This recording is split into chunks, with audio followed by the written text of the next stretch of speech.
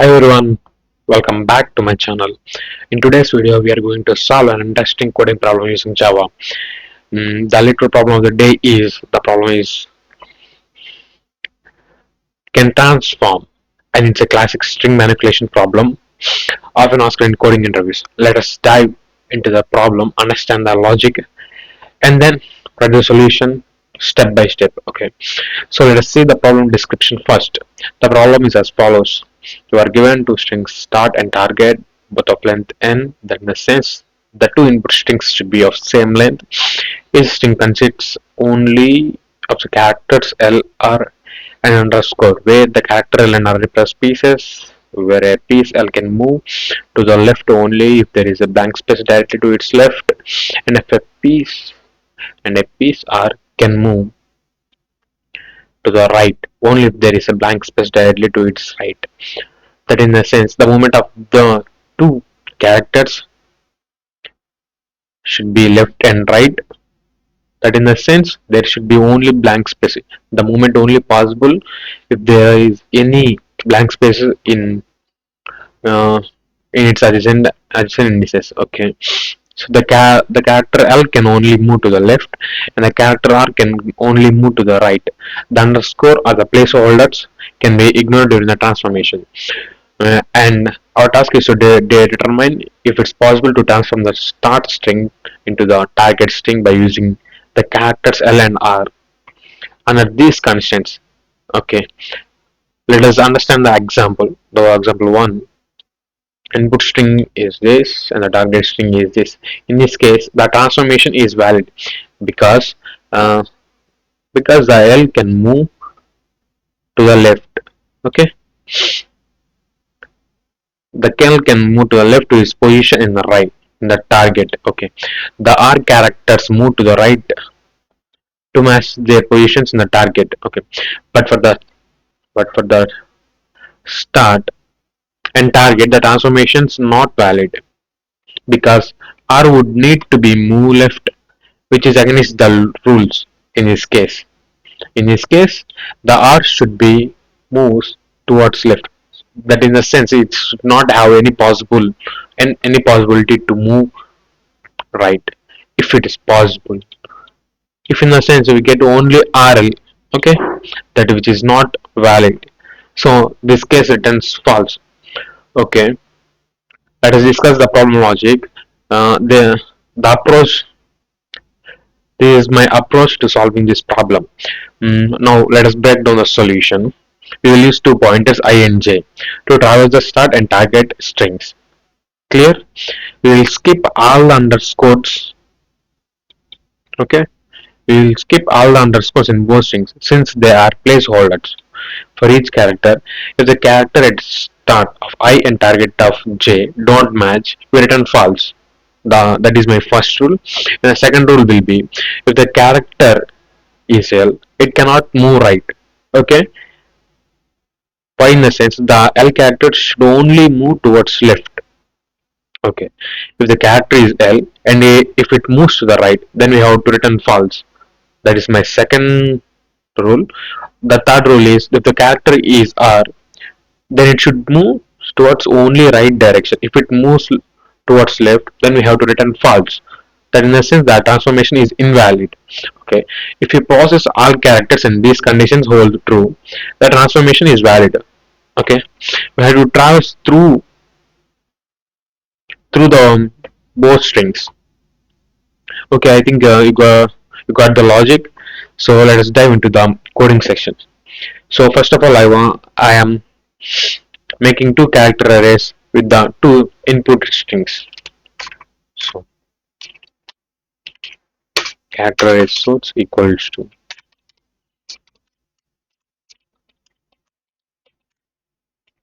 this is my character array for source string. That in the sense the start string and t will be my that the character array t will be my target string.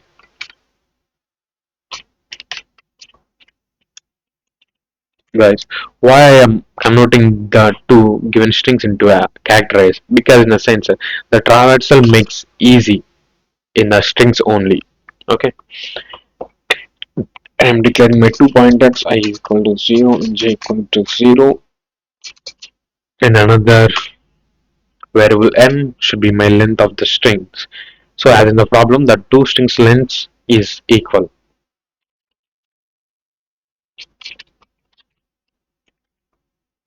Okay.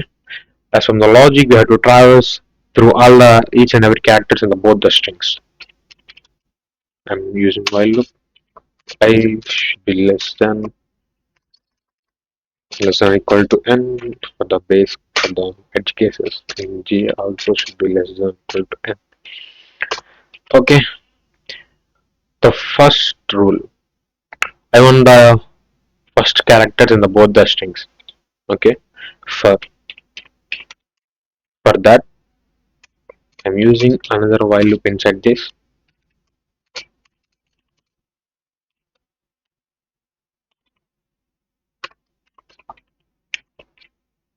This logic will takes my pointer I to the first character of the string. Same same for the string target string also.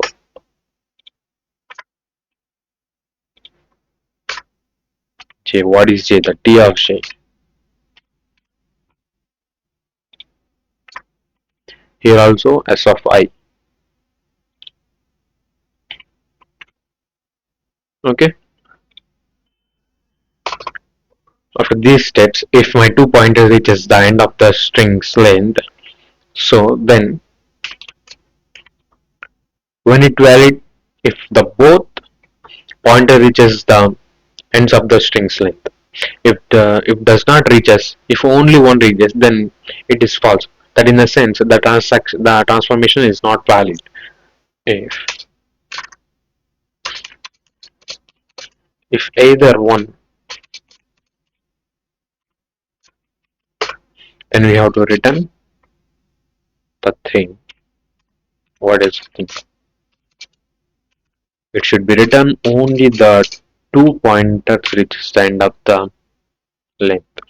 Otherwise, it returns false. Okay. The first rule will be if my s of I not equals to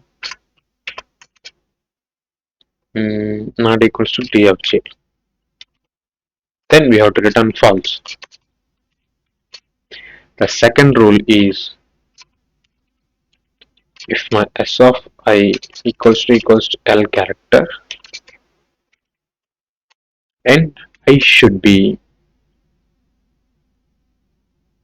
and if I less than j, that in a sense, if I is less than j, that in a sense the L character is trying to move towards right direction, which is invalid transformation. That in that case we have to return false. Okay. For character R also, R no,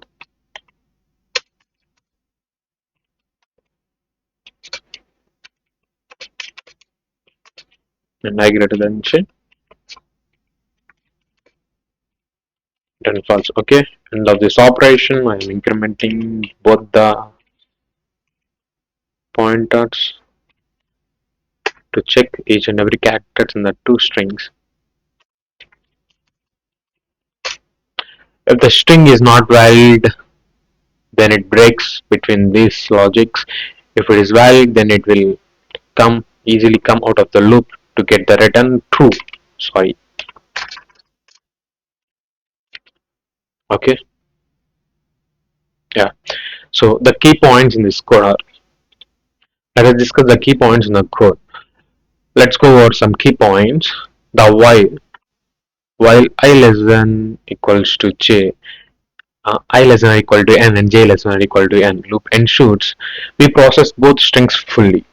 That is my first key. And the second key node is the while loops inside. Okay, inside this. So these while loops keeps the underscore characters. Okay, we do not need these characters for the transformation operations. Okay, let us discuss the conditions. The conditions s of I equals to l and I less than j, and s of I equals to r and I greater than j enforces these two logics enforces the movement of the L and R, that in the sense the L should be moved towards left and the R should be moved toward the right only. If not, the transformation should be invalid, then we have to return the false. Okay, at the end, if both reaches the end, okay, at the end of the loop and front of the this main loop, if the both pointers reaches the end, then we have to return true.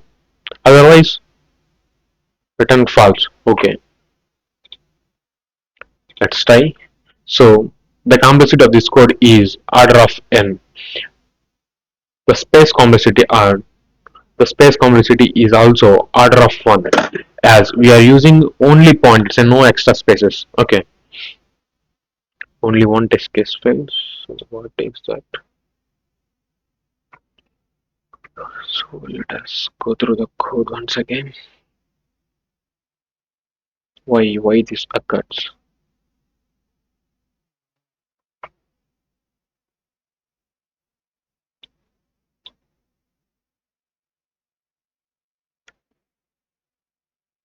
So my I and should be okay. L is equal to n, and J is equal to n.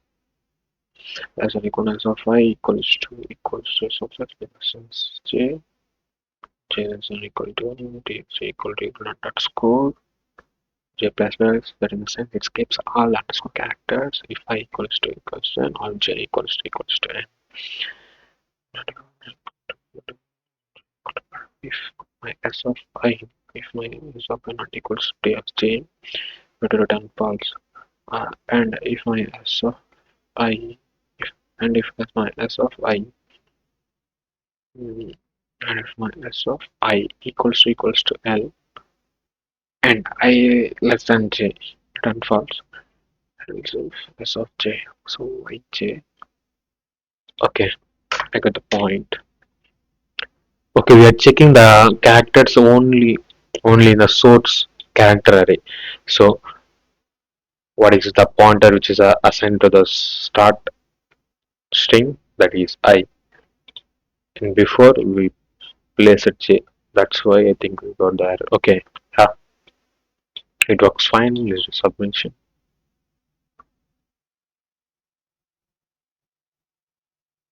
Yeah, I think this will be the most efficient code, and the time complexity is order of n, because because in this we are traversing each and every character in both the strings, and the space complexity is order of 1. Why? Because we have declared only two pointers. Yeah, this makes the solution efficient and suitable for the large inputs. Okay. mm, okay, that is for today's video. We solved the today's lead code problem, the medium level problem, using a simple and efficient approach. If you found this video helpful, don't forget to like, share, and subscribe, and hit the bell icon for more such coding videos. Let me know in the comment section if you have any questions or suggestions for the further topics. Thank you for watching. See you in the next video. Bye.